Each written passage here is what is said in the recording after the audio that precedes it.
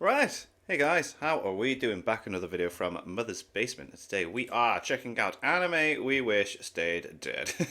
Now, I saw on the thumbnail that we had One Punch Man on there, and I don't agree with that. I know there was a big the animation's not up to par with season 2, but I didn't have any problems personally. Promised Neverland, yep, season 2 should never have, never have happened, or at least the way it did. Anyway, that was atrocious.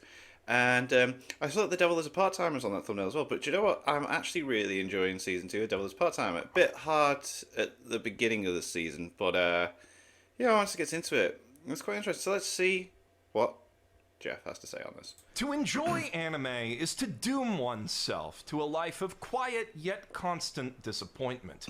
Oh, sure, it may take you on some fun, unique, deeply satisfying adventures, introduce you to characters you'll carry with you your whole life, show you things that expand your perspective on what art itself can be, more than a couple times even if you ever step off the shonen treadmill. But the anime industry is only able to be so varied and creative thanks to a general policy of kind of throwing shit at the wall to see what sticks. And so, inevitably, all of us will one day stumble upon a series that touches us deeply, blows our minds, gets us so darn hyped we could poop out our own hearts, and then just sort of stops 13 to 14 episodes in. And you could read the manga or light novel, I guess, but no, it's not the same.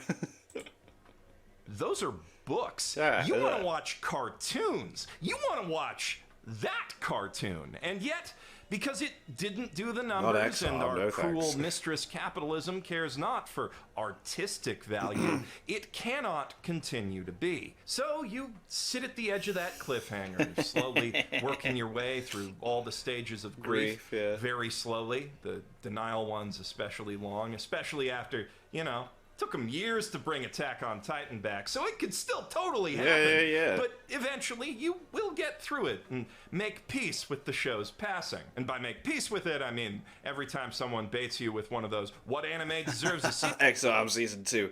No, that better not. Equal threads, better not. Immediately jump on it like a rabid coyote. But sometimes, against all odds, one of those anime you thought long gone makes a surprising, triumphant return. And sometimes, after undoing all your progress and healing by giving you that sliver of hope, I don't like how long it's been on the screen. I gotta talk about Devil's Part-Timer. I'm enjoying it. Those returns turn out to be, not so triumphant after all. That's when the disappointment gets loud. Buckle up, basement boys. Oh, mate, yeah, Tokyo Ghoul, that second season was something else, wasn't it, man? This is gonna be a depressing one. Now, not all disappointing sequels are created equal. Some, perhaps even most, anime letdowns are just unhappy accidents. Maybe the show changed production companies or lost some key staff in the gap between seasons, or other forces outside the creator's control, like a pandemic, for example, meant they couldn't give the new entry as much love as the original. So the animation's a little wonkier, the direction not quite as clever as you remember. Maybe the characters feel off somehow, or it's all of that, plus it's taken them like half a year to get 6 episodes done. Whatever. Damn, it's like I did drop Lock Horizon. I didn't like the second season. Whatever it is, the anime came back missing a bit of that magic that first made you fall in love. The precise medical term for this is falling off, and it happens to a lot of anime without killing them. Some even recover from it, but the ones that do, or at least the ones that don't piss off fans too much to the point they give up entirely, tend to have something in common. A tight enough release schedule that we still remember the good times. Also, it helps if those good times weren't, that much gooder than the bad ones. If a series never peaks, it doesn't hurt so much when you hit the valleys. The bigger the gap in quality from what's come before, and more importantly, the longer the wait for the letdown, the more pronounced the pain becomes. One Punch Man Season 2 is, honestly, mediocre at worst. It might even be, dare I say it, above average. I mean, yeah, I didn't see why everyone was kicking off, man. I saw a slight difference in animation, but yeah, it was good. But because it had to follow up one of the most impressive shows ever animated, a full 4 years after the fact, the overwhelming sensation Didn't realize it was that long in between. That's it? That's what we were waiting for has given it some of the most ardent haters in this entire community. And honestly, hard to blame them.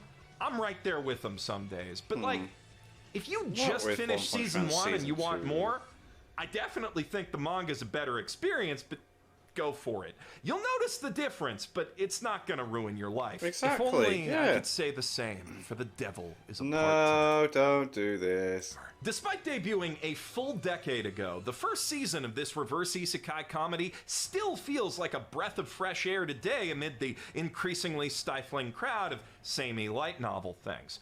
Characters and animation brimming with personality, a solid balance between comedy and action, with each aspect impressing on its own terms. A best girl to end all best girls. I'm of course referring to FLCL. I gave this series pride of place in the intro to my very first video for a reason, and as long as I've had this channel, I have been wishing almost every day to see it come back. I don't even have to tell you how that went. You have eyes. No. It's not just that the new season looks like every other half-assed light novel thing under the sun, though. It feels like one of those now, with awkward, stilted pacing, flat, boring storyboards, and worst of all, equally flat character writing that reduces all of these wonderful personalities to a few unfunny one-note punchlines. Now, okay, I do agree with him for a little bit. I've noticed since the second half of the season 2 has picked back up that everyone seems to be it's funnier in moments. It seems more paced. Like I gotta give it a little bit of chance. And you know, in the grand scheme of things, it's not the worst thing ever. I happily ignore half a dozen equally bad anime every season.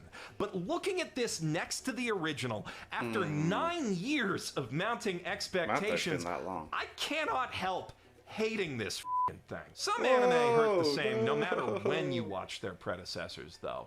They hurt so bad that if you didn't know better, you'd almost think they did it on purpose. Berserk 2016 is maybe the most infamous fandom betrayal in anime history. I have never watched it, man, and I'm intrigued. I am very intrigued. The beloved original left viewers hanging for just shy of 2 decades on what's widely seen as one of the most brutal plot turns in fiction. Oh yeah, the so Eclipse, the Jesus hype Christ. was understandably through the roof to finally see Guts' story continue on the screen. Only when they actually... Oh, it's just that what it is, right? Okay, so yeah, that's gonna just add to it if it's terrible as well, isn't it? Oh my god. Actually got to see it, So it it's looked after like the Eclipse, which Jesus. obviously is a bit of a downgrade from this. But the thing is, it was also just as big a downgrade from the 3 genuinely beautiful CGI movies that came out just a couple years prior. It's not like Berserk fans were starved for content in the lead up to this thing. They were eating the best they had in years, that in does look fact. alright, yeah. And that did absolutely nothing to blunt the pain of the sequel. Now,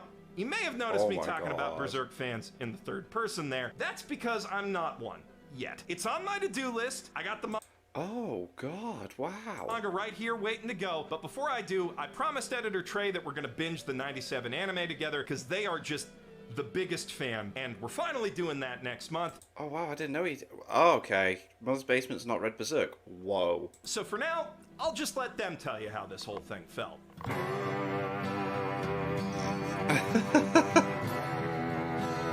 Thanks for the insight, bud. Still, with all due respect to all the Brilliant. suffering that Berserk enjoyers have endured over the years, some anime fans have had it worse. Specifically me. Look, I know Like I was what just show? saying What? that time has no bearing on the pain of a true anime betrayal, but my favorite absurdly beautiful 90s anime that never finished adapting its source material made me wait almost a quarter century for its Whoa, disappointing sequel. no And way. at least Berserk 2016 tried to adapt more of the books. I've already Okay. talked at length about how hard irresponsible Captain Tyler f***s, but if you don't have 40 minutes to watch one of my best biggest video shit essays in ever, the space. short version is, it's a very serious Star Trek-esque space opera with a fully plot-armored screwball comedy hero in the captain's chair. It's just amazing.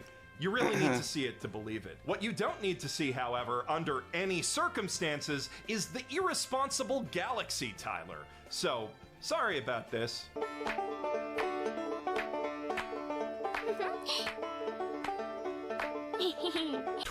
24 years. Wow. 24 years we were waiting on the epic conclusion to this huge galactic war saga. And what did we get? The main character's great-great-great-great-grandkids running around planet Sheen making annoying orange noises for a grand total of 36 minutes. Whoa. I guess all things considered, I should be grateful for the brevity. When a show twists the knife that hard, Jesus though, the Christ. timing doesn't really matter that much. I mean, Old Noah Zero only kept us waiting for like 3 months after its devastating season 1 finale, where like half the main cast was brutally murdered on camera. Exactly the kind of bold move that we were hoping to see in a show that pitched itself as Old Noah Gen Zero. Uro Butcher's answer to Gundam and opened by mixing a colony drop with a Sawano drop. I say Whoa.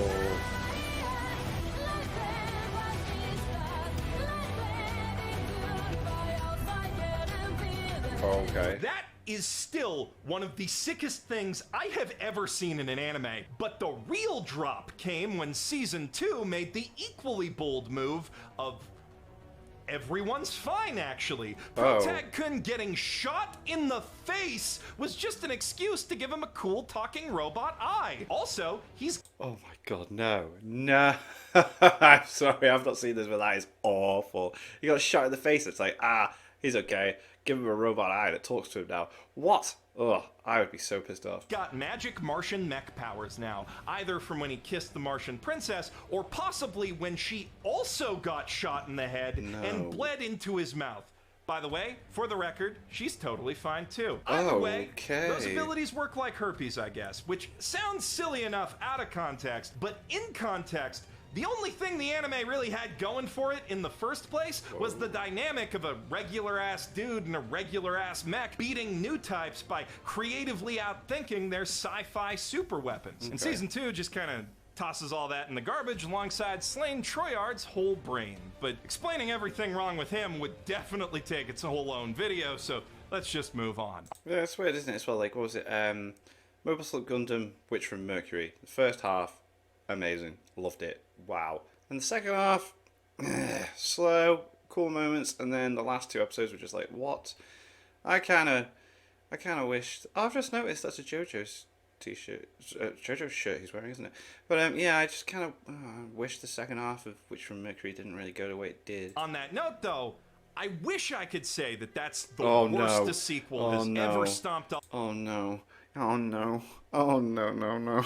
Oh no. Promised Neverland. Oh no. Oh, Jeff. All over everything I loved about an anime, but if you're a regular here, then you already know that's completely true. What Promised Neverland? Yes. Never happened. Not a chance. Pure fiction. It's a total fabrication. Normally that's what I would say, but being the caring and sensitive boyfriend that I am, I strategically planned this video for the week that Yazzie got her wisdom teeth out, so she can't scream over me when I acknowledge that Season 2 of The Promised Neverland Actually did happened. in fact happen, and Oh, no. chose to speedrun over like 4 seasons worth of manga content in 10 episodes, totally skipping the best arc and villain, and completely erasing Yugo, the manga's most compelling tragic hero, from existence. Yeah, like my ex read through the Promised Neverland manga and she was like, you've got to read it. It is so much better. Like, it's unbelievable the amount of stuff they've cut out. Also, in the process, they took what was a very cool and well set up, slow reveal twist about the one major death in Season 1 and turned it into an even worse ass pull than the Old Noah thing. And the worst part of all is, we still have no idea why. The anime was very successful and First only season. poised to grow with the Yeah, like the first season was boss and surely it boosted like manga sales. Surely people are going to be like, this isn't, like, you know, I don't get it. new season. And while the manga was over at the time, that didn't stop Demon Slayer. The most plausible explanation fans have come up with lies in how the arc that they skipped over just happened to feature a lot of kids toting assault rifles, which, you know, might not have gone over as well in America as it did in Japan. But even considering all that, it's hard to imagine how anyone could have thought that this would have gone over better. All of that has led a lot of fans to wish for a Promised Neverland brotherhood, and Yeah, I'd please. maybe like to see that too. I said maybe. F***ing paw. The thing about anime remakes is, when they're great, they're great. But when they're not, I mean, most of the time... Was Shaman King not great? I know that Sailor Moon one wasn't amazing, though, but I still need to watch this show. I was gonna binge the Shaman King one. The grand scheme of things, it's still not that bad. Like, yeah, Sailor Moon Crystal's way blander and uglier than the 90s series, and Shaman King 2021's all that in a bag of not very good pacing. But they both have their strong points too, and it's not like their existence erases the originals. They just happen to be really huge letdowns to some older fans who were hoping for their Brotherhood I was really hoping for Most Shaman King to anime be remakes decent. are just new takes on the material for a new generation that may or may not jive with the tastes of the older one. And it's hard to get really mad at that sort of thing because it's just as hard to get really excited about it. But when a remake does get your hopes up only to dash them against the rocks, that's one of the worst feelings in the world. Like seeing an old friend as a shadow of their former self. Digimon Adventure's rich, diverse cast and complex moral conundrums, you know, for a kid's show, had a huge impact on me growing up. And alongside Card Captors and Metabots, Sakura, shaped my my taste for God. the good shit as I grew into a full-time anime Metabots, so good. fan. So when Toei dropped their remake of the series in Didn't they do a remake of Metabots as well? Ugh. 2020, updating those iconic heroes for the smartphone age and cranking up the Sakuga factor in the fights to 11, I was thrilled for the new wave of kids who'd get to grow up with them, and for myself to get to go on the little nostalgia trip. But it quickly became clear this dropped just off wasn't the Digimon the Digimon adventure series. I remembered, I where dropped off the any recent kid one. watching could find a hero to relate to who actually had a major part to play in the story. This was the Tie and Agumon No Variety Hour, where Gogglehead and his pepper-breathing pal solved pretty much every problem of the week, and if they were lucky, the others might get to help sometimes. But what really added insult to injury is they didn't even do Tai right. One of the most powerful moments in the original series comes early in Arc 2, when the enemies have started hitting a new power level, and Tai starts getting desperate to match them with a new ultimate Digivolution, which he does achieve, but because he needs to push his partner into it before they're really ready, Agumon ends up losing himself to the transformation. I remember this. And comes out the other side wrong. The new Skull Greymon goes after his friends as soon as he's done mopping up the baddies, and though he does stop before going too far, that mistake ends up haunting the heroes for the rest of the arc, forcing Tai to Moments grapple like that with his matter. fatal flaw of overconfidence and ultimately become a stronger person for it.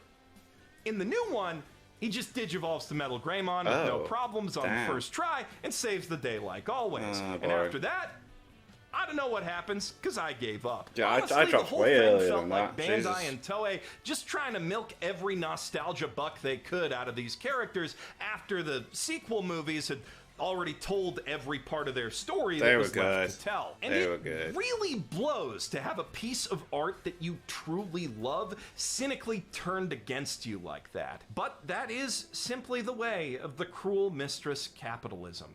The sad truth is, not every reboot's gonna be a deep, personal re-examination of the original like the Ava rebuilds, or a sincere, artistically motivated effort to finally bring fans the great story they were denied by circumstance all those years ago, like FMA Brotherhood. In fact, FMA Brotherhood wasn't even one of those. Bones was absolutely trying to get that back, and while they may have made an all-time great TV show in the process, they also made an absolutely god-awful movie that practically ruins the entire story if you take it as canon. Oh, Sacred Star of Milos. I thought it was alright. Every frame of Sacred Star of Milos, every word of dog shit dialogue and extraneous exposition screams that the studio wanted FMA to be what they'd eventually make of My Hero Academia. A bottomless story pit that could be mined for guaranteed hit movies every couple years, hopefully forever. I mean, the OVA collection was good as well. Like, You know, like what Toei has with all the other Shonen Jump stuff. And to be fair, Hiroaka's pretty well suited to that sort of thing. It's got a huge world, a decently flexible plotline, and superheroes are just an infinitely milkable concept. Oh, So yeah. it's not that hard to take a nugget of backstory or lore from the manga or a random idea that Horikoshi wrote down on a notepad and expand that into an hour and a half of mindless, pointless fun that feels at least tangentially connected to the show. But FMA is one of the tightest stories in all of shonen. Its plotline is a roller coaster track where every twist and turn is carefully timed and calculated with no real room for detours, and every even seemingly insignificant detail that it sets up is ultimately paid off in a really significant and satisfying way. So all Sacred Star of Milos can really do is regurgitate ideas from that main story and slot them into one of the few small gaps in its continuity. In this case, between episodes 20 and 21. It's like watching John McClane leave Nakatomi Plaza partway through to go beat up some other terrorists in a So then come different back and skyscraper. continue, And even that's underselling how bad this thing really is, because the ultimate twist of Milos is identical to one of the biggest twists in the main series. And like, quick spoiler warning, by the way, if the Elrics went on a big adventure where they found out it's possible for a large circular geographic area to secretly be a transmutation circle that turns everyone who lives there into a philosopher's stone before they even met Father, then that means that when Ed finally pieces it all together at Briggs, that doesn't make him a genius.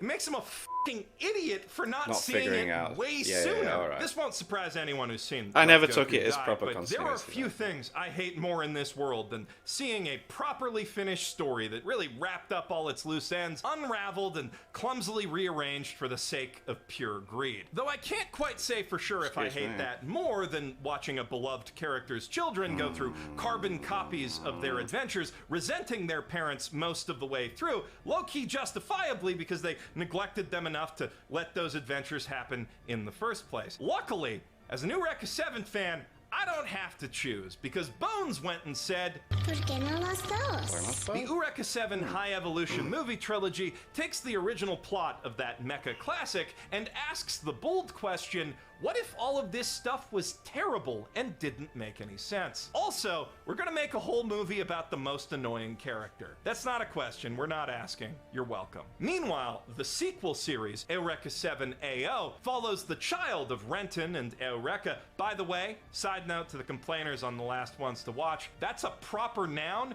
which is definitely not pronounced Eureka.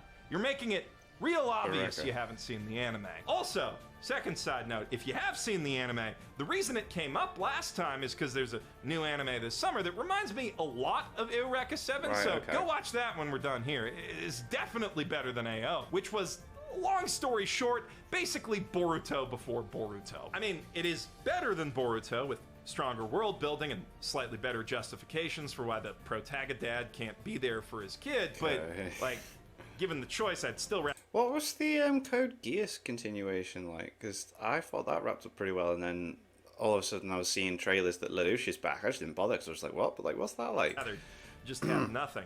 You feel me? I feel a similar sort of way about Yashahime, the Inuyasha sequel no one asked for, starring one Boruto from the ship everyone saw coming, and her two Boru cousins from the ship no one did. We ain't talking about the grooming allegations today, though, because the much bigger problem with this anime is it just isn't very good at all. To be fair, is the it not? premise Wow. is at least a little bit more original than your typical Boruto. The kids are basically Inuyasha-flavored magical girls, which could have been its whole own fun new thing, and feels like it might be for the first couple episodes when they're fighting demons in modern-day Tokyo, but then they get sent back to the past to hunt down the Shikon Jewel yet again in what feels like a series of filler episodes from the original show. And buddy, if there's one thing Inuyasha absolutely did not need, it's more filler. While we're talking Right, Adult damn. Swim classics, though, I can't think of a single anime that has ever needed a sequel or remake less than Fooly Cooly. Fooly And Cooly. yet,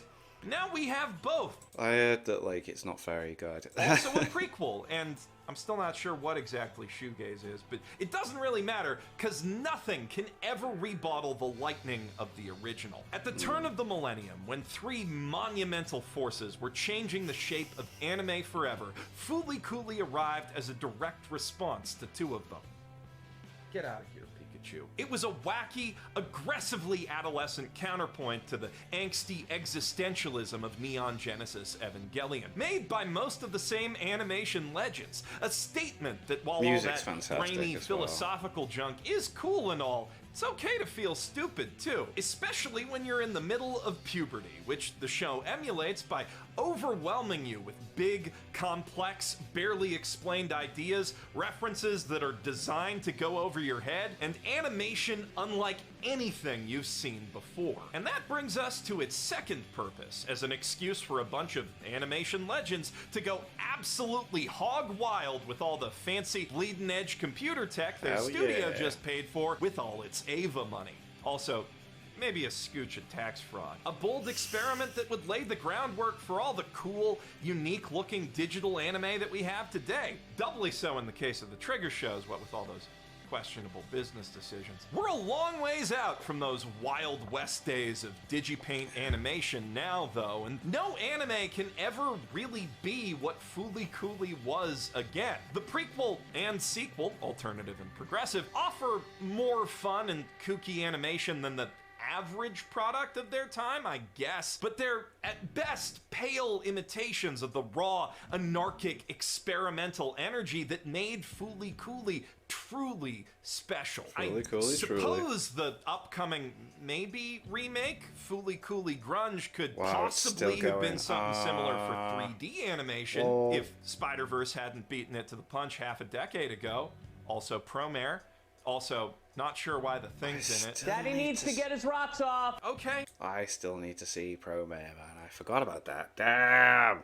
Grunge isn't out yet. Maybe it's not completely fair to judge it ahead of time. The 3D animation's all right for what it is. It could turn out to be pretty good, like Alternative did. Or it could be another train wreck that spits in the face of the original, like Progressive. But it doesn't really matter either way, because no matter what, it's gonna be unnecessary. Fooly Cooly didn't need expanding on. It left a lot of questions open, sure, but only because none of them needed answers. Expositing out a whole formalized power system for how the boner bumps on Nauta's head turn into giant robots doesn't add anything to the story. It just explains a bit of the old magic away. And that's the pretty good one that does that. In a way, Alternative's even more frustrating than Progressive for how everything good and new that it does do is constrained by what it's failing to replicate. The only real way to carry on the spirit of Fooly Cooly would be to do something equally bold and original that's not shackled to its ideas and imagery. But if they did that, nobody'd go, hey, a thing I recognize. Shut up and take my money, which is like the whole reason these 4 shows exist at all. But that is also the reason that a lot of great and worthwhile sequels and remakes exist. The difference being that in those cases, the material still gave the artists working with it somewhere new and interesting to go, and no executives got in their way. But sooner or later, you will always run out of places where it actually makes sense to develop an existing story. And if there's still money on the table when you do, that's how you get a Phase 4 MCU. Yeah, the Mattel Cinematic Universe? What? I'm Jeff Thu, professional anime enjoyer, and I guess I'll go back to the quiet kind of disappointment now.